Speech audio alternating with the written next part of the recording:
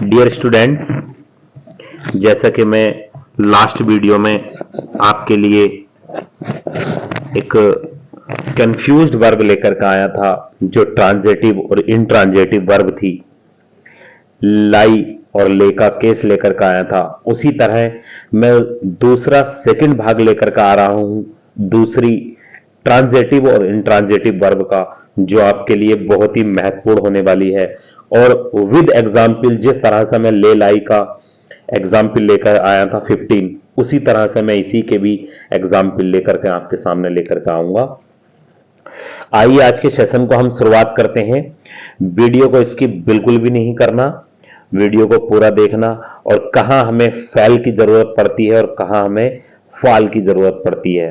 प्यारे बच्चों, आपने ध्यान देना है, ये वर्ब है, ये फाइनाइट का हिस्सा होता है। फाइनाइट वर्ब को दो भागों में बांट दिया जाता है, ट्रांजिटिव और इंट्रांजिटिव। इंट्रांजिटिव वर्ब वह वर्ब होती है जिस वर्ब का ऑब्जेक्ट नहीं दिया होता। तो फाल मीन्स होता है गिरना, ये इसकी फर्स्ट फॉर्म होती है। फैल होता है सेकंड फॉर्म और फालन होती है इसकी थर्ड फॉर्म। अगर इस सेकंड फॉर्म को उठा करके हम यहां रख देते हैं तो ये ट्रांजिटिव वर्ब बन जाती है और इसकी सेकंड फॉर्म बन जाती है फैल्ड और थर्ड फॉर्म बन जाती है फैल्ड। तीनों में डिफरेंस है, आपको देखना है।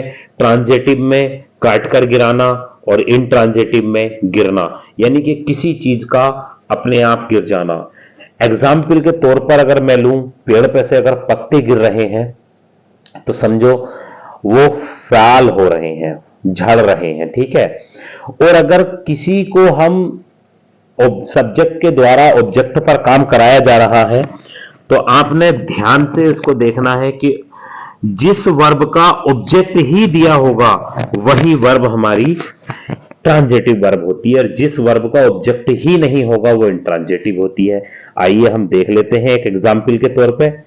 देखिए यहां पर एक हिंट दिया गया है छोटा सा, ये लिखा हुआ है सब्जेक्ट, फिर ट्रांजिटिव वर्ब फिर ऑब्जेक्ट। मैंने इसका तीर भी लगाया इसलिए क्योंकि ट्रांजिटिव वर्ब का ही पैसिव वॉइस बनाते हैं और वर्ब के लेफ्ट में ऑब्जेक्ट होता है, राइट में सब्जेक्ट होता है। एग्जाम्पल देख लीजिएगा, they are going to fail. अब प्यारे बच्चों, यहां पर ये जो फेल है ये कौन सी है हमें पता नहीं है, हमें पता लगाना पड़ेगा कि सेंटेंस में ऑब्जेक्ट है कि नहीं है। मैनी ट्रीज, यहां पर मैनी ट्रीज दे दिया तो यानी कि सेंटेंस जो है आ गया, ऑब्जेक्टिव केस आ गया है, तो ये हमारी जो है ट्रांजिटिव वर्ब है। वे जा रहे हैं बहुत सारे पेड़ गिराने के लिए, टू मेक न्यू ग्राउंड, नया मैदान बनाने के लिए, ठीक है। तो आपने ध्यान देना है, ये फेल फर्स्ट फॉर्म है और इसके बाद दिया गया है आपका ऑब्जेक्ट। ऐसे ही नेक्स्ट देखिएगा, ये ट्रांजिटिव वर्ब का हिस्सा होता है और नीचे देखिएगा, अब आप पढ़ेंगे इंट्रांजिटिव वर्ब और इंट्रांजिटिव वर्ब में देखिए लिखा हुआ है इंट्रांजिटिव वर्ब का ऑब्जेक्ट नहीं होता है। मैंने उसको कट भी इसलिए किया है क्योंकि इसमें सब्जेक्ट ही कार्य करने वाला होता है। एग्जाम्पल के तौर पर देखिएगा, as autumn came and the leaves fall from the trees. आपने ये देखना है, ये फैल जो दी गई है ये फैल, प्यारे बच्चों इस चीज का ही ध्यान रखना है, ये फ्रॉम ऑब्जेक्ट नहीं होता है, ये प्रीपोजिशन होती है और ये ट्री ये प्रीपोजिशन का ऑब्जेक्ट है, यानी कि फैल का कोई भी ऑब्जेक्ट नहीं है। तो सेंटेंस जो हमारा है ये इंट्रांजिटिव वर्ब का है और ये फैल जो है फाल की सेकंड फॉर्म है। कौन से की? FALL, फाल की सेकंड फॉर्म है FELL, फैल। तो ये हमारी ट्रांजिटिव वर्ब है, यानी कि जैसे ही बसंत आता था या आया, पत्ते पेड़ों से गिर गए, तो ये इंट्रांजिटिव वर्ब है इसलिए इसकी सेकंड फॉर्म लगा दी गई है। आइए हम इसका जो है सेशन को हम स्टार्ट करते हैं। प्यारे बच्चों ध्यान से देखना है, आपको बड़े ध्यान से पढ़ना है। चलिए देखिए सेशन को आज के हम शुरू करते हैं और इस सेशन में देखिए विद एग्जाम्पल में आपको पूरी यानी कि अच्छे से एनालाइज कराने वाला हूं कि कहां हमें फाल लगानी है, कहां फैल लगानी है, कहां फैल्ड लगानी है, कहां फालन लगानी है। आपको ट्रांजिटिव और इंट्रांजिटिव वर्ब का ही ध्यान रखना है प्यारे बच्चों। क्वेश्चन नंबर फर्स्ट में देखिएगा, क्वेश्चन नंबर फर्स्ट में लिखा हुआ है आपके, I open space down when I was a child. जब मैं एक बच्चा था तो मैं अक्सर गिर जाया करता था।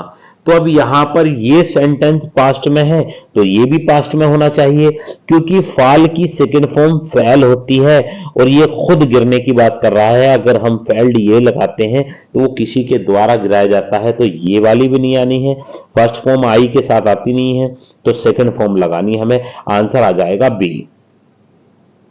नेक्स्ट क्वेश्चन देखिएगा, क्वेश्चन नंबर 2 में लिखा हुआ है आपका, when I was in the forest, जब मैं जंगल में था, तो आई सा अ वुड कटर, मैंने एक लकड़हारे को देखा। हु वाज, यानी कि देखिए who was space the tree, जो क्या काट रहा था भाई, पेड़ काटकर गिरा रहा था। तो हमें क्या लगानी है, फैलिंग लगानी है भाई प्यारे बच्चों। फैलिंग का मतलब होता है काटकर गिराना और फॉलिंग का मतलब होता है स्वयं गिर जाना। नेक्स्ट क्वेश्चन देखिएगा, नेक्स्ट क्वेश्चन में लिखा हुआ है आपका, क्वेश्चन नंबर 3 में लिखा हुआ है, when I was passing through a tree, जब मैं एक पेड़ के पास से गुजर रहा था, तो आई सा दैट सडनली, मैंने देखा कि अचानक, एक ग्वाबा, एक अमरूद, डाउन स्पेस डाउन, यानी कि नीचे गिरा। तो आपने ध्यान देना है भाई, सेंटेंस पास्ट में है तो दूसरी भी कंडीशन पास्ट में होगी प्यारे बच्चों। आपको ये बहुत ज्यादा चीज का बहुत ध्यान रखना है। तो आंसर देखिए लगाना है आपको, पास्ट है तो पास्ट में ही जाएगा आपका, तो आंसर आ जाएगा, इसका भी आंसर आ जाएगा भाई बी आ जाएगा, क्योंकि सेकंड फॉर्म ही तो लगानी है। तो फाल की सेकंड फॉर्म फेल होती है, खुद गिर गया ऑटोमेटिक। नेक्स्ट क्वेश्चन देखिएगा, क्वेश्चन नंबर 4 में लिखा हुआ है आपका, all the fruit space from the tree during the strong binds. तो आपने एक चीज ध्यान दी है, इसमें लिखा हुआ है सारे ही फल पेड़ों से गिर गए ड्यूरिंग द स्ट्रॉन्ग बाइंड्स, जब तेज हवाएं चली या तेज हवाओं के दौरान, या बहुत ज्यादा तेज हवाओं के दौरान जो है सारे ही फल फ्रूट जो है पेड़ों से गिर गए। अब इसमें हमें फिर आंसर लगाना है, सीधी सी बात है भाई प्यारे बच्चों, बहुत ही अच्छी वीडियो होने वाली है आपके लिए, और आप जो है फाल और फैल में आसानी से अंतर कर सकते हैं। यहां पर कहीं भी ऑब्जेक्ट नहीं दिया गया है, फल को गिराने की बात चल रही है, तो आंसर आ जाएगा भाई 4 का ए आ जाएगा भाई प्यारे बच्चों, फैल, क्योंकि हमें गिरने की बात चल रही है, गिर गए, तो हमें क्या लगाना है, फैल लगाना है। नेक्स्ट देखिएगा, क्वेश्चन नंबर 5 में लिखा हुआ है, लास्ट नाइट, पिछली रात, एक thief space A tank on my roof, एक चोर ने जो है पिछली रात एक टैंक को मेरे छत पर क्या कर दिया, गिरा दिया। अब गिराने की बात चल रही है, ऑब्जेक्ट दिया हुआ है, तो वो काटकर गिराने की बात चल रही होगी, तो आंसर आ जाएगा भाई 5 का बी आ जाएगा, फेल्ड आंसर आ जाएगा। नेक्स्ट देखिएगा, क्वेश्चन नंबर 6, क्वेश्चन नंबर 6 में लिखा हुआ है, no one is allowed to space the tree in the forest. तो देखिए यहां पर द ट्री दिया हुआ है और दी हुई है आपकी टू, इन्फिनेटिव लगाना है तो मेन वर्ब की फर्स्ट फॉर्म का प्रयोग किया जाएगा। आंसर आ जाएगा 6 का शी आंसर आ जाएगा भाई प्यारे बच्चों। नेक्स्ट क्वेश्चन देखिएगा, नेक्स्ट क्वेश्चन में लिखा हुआ है आपका, does the rain space there, देखिए क्या वहां बारिश होती है, तो आपने यहां पर आपको कहीं भी ऑब्जेक्ट नहीं दिखाई दे रहा होगा, तो आंसर लगाना है आपको फॉल, क्योंकि बारिश खुद गिरती है, क्योंकि कोई गिराने वाला नहीं होता है, इसीलिए इसका ऑब्जेक्ट नहीं है, तो इसका आंसर बन जाएगा भाई प्यारे बच्चों आपका ए बन जाएगा। नेक्स्ट क्वेश्चन देखिएगा, नेक्स्ट क्वेश्चन में लिखा हुआ है, each of these items will space in price, यानी कि प्रत्येक जो आइटम हैं उनके जो प्राइज हैं वो गिर जाएंगे।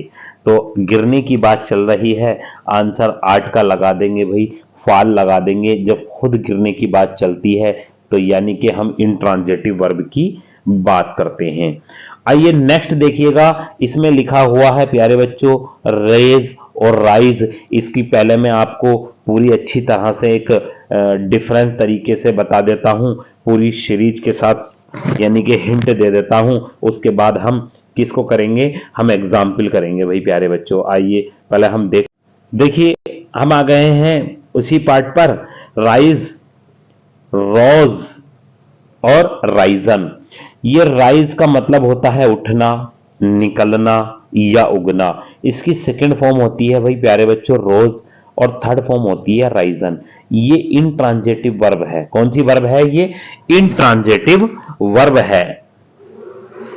और आपको बहुत ही ध्यान से पढ़ना है, ये रेज्ड, ये रेज जो दी है फर्स्ट फॉर्म है, और रेज्ड सेकंड फॉर्म है, और रेज्ड थर्ड फॉर्म है। ये ट्रांजिटिव वर्ब है। इसका मतलब होता है बढ़ाना या उठाना।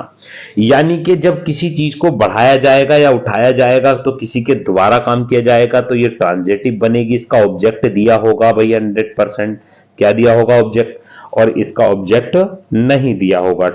इनट्रांजिटिव का ऑब्जेक्ट नहीं दिया होता है। तो दोनों में अंतर है, डिफरेंस दिखाई देता है। राइज की सेकंड फॉर्म रोज और फिर थर्ड फॉर्म राइजन। नीचे रेज, रेज की सेकंड फॉर्म रेज्ड और थर्ड फॉर्म भी रेज्ड होती है। आइए हम इसको एक एग्जाम्पल के थ्रू देख लेते हैं, फिर उसके बाद इसके एग्जाम्पल कराएंगे। देखिएगा लिखा हुआ है आपका सब्जेक्ट और ट्रांजिटिव वर्ब। क्या लिखा हुआ है, सब्जेक्ट और ट्रांजिटिव वर्ब के बाद क्या दिया, ऑब्जेक्ट। तो यानी कि हमारी ये ट्रांजिटिव वर्ब यानी कि रेज वाली है। The student raised their hands to ask a question. विद्यार्थियों ने अपने हाथ उठाए, किस लिए, एक क्वेश्चन को पूछने के लिए। तो ये हमारी रेज्ड लगाई गई है, ये ट्रांजिटिव वर्ब है। क्यों, इसके बाद ऑब्जेक्ट दिया गया है। नेक्स्ट देखिएगा, नेक्स्ट में आपको मैं बता देता हूं, लिखा हुआ है सब्जेक्ट और इनट्रांजिटिव वर्ब है, और इनट्रांजिटिव वर्ब के बाद मैंने देखिए ऑब्जेक्ट को कट किया हुआ है। तो जिस वर्ब का ऑब्जेक्ट नहीं होता है उस वर्ब को हम इनट्रांजिटिव वर्ब की संज्ञा देते हैं। तो देखिए एग्जाम्पल के तौर पर हम देख लीजिएगा, यहां लिखा हुआ है I usually rise at 7 AM every day. मैं सामान्यतः 7 बजे, प्रतिदिन 7 बजे उठता हूं। यानी कि उसे कोई भी नहीं उठाता है। तो यहां पर राइज जो आया है ये इनट्रांजिटिव वर्ब है। चलिए अब मैं धीरे धीरे आपको इसके एग्जाम्पल करा देता हूं, और आप जो है एग्जाम्पल के थ्रू एनालिसिस कर लीजिएगा कि किस तरीके से किस तरीके से हमें राइज, रोज और राइजन, रेज और रेज्ड का प्रयोग करना है। ठीक है भाई प्यारे बच्चों, आइए हम इसका सेशन शुरू करते हैं। चलिए आइए देखिएगा, सेशन हम इसका शुरू करते हैं, और राइज और रेज का सेशन हम शुरू करते हैं। लिखा हुआ है रेज और राइज, दोनों ही लिखी हुई है। तो देखिए वी, क्वेश्चन नंबर इसी का 9 मैं आपको बता रहा हूं। We need to awareness. भाई प्यारे बच्चों आपको ध्यान देना है, ये अवेयरनेस ये है क्या, ये ऑब्जेक्ट तो नहीं है, ये ऑब्जेक्ट तो नहीं है, या ऑब्जेक्ट है। अगर ऑब्जेक्ट है तो हमें ट्रांजिटिव वर्ब लगानी है, और ऑब्जेक्ट नहीं है तो इनट्रांजिटिव वर्ब लगानी है। तो आपने अवेयरनेस का मतलब होता है भाई जागरूकता, यानी कि ये हमारा ऑब्जेक्ट दिया गया है। तो आंसर जो लगाएंगे we needed to raise, answer आ जाएगा B, to raise awareness about this issue. यानी कि हमें आवश्यकता है इस मुद्दे के बारे में अवेयरनेस, जागरूकता को उठाने की। तो आंसर बन जाएगा इसका बी। क्या बनेगा भाई, इसका आंसर बनेगा बी। क्वेश्चन नंबर 10 देखिएगा, 10 में लिखा हुआ है my mother space at 6 o'clock daily. मेरी माता जो है सुबह प्रतिदिन 6 बजे उठती हैं। तो यानी कि माता जो है सिंगुलर है, तो आ जाएगा इसका राइजेस आ जाएगा, आंसर आ जाएगा भाई प्यारे बच्चों 10 का सी, आंसर आ जाएगा 10 का सी। क्योंकि इसमें कहीं भी आपको ऑब्जेक्ट नहीं दिया, खुद ही काम करने वाला है सब्जेक्ट, तो हमें इनट्रांजिटिव वर्ब लगानी है। नेक्स्ट क्वेश्चन देखिएगा, क्वेश्चन नंबर 11 में लिखा हुआ है आपका the students space against criminals. भाई क्वेश्चन नंबर 11 में हमें आंसर बताना है, यानी कि विद्यार्थियों ने अपराधियों के खिलाफ क्या उठाया भाई, क्या यानी कि उठाया। तो देखिए यहां पर कोई भी ऑब्जेक्ट नहीं है, ये प्रीपोजिशन है, तो आपको उठाने की बात चल रही है। तो देखिए ये लगाएंगे आप रोज, इसकी आंसर आ जाएगा भाई रोज, सेकंड फॉर्म लगेगी राइस की, ये इंट्रांजिटिव वर्ब है।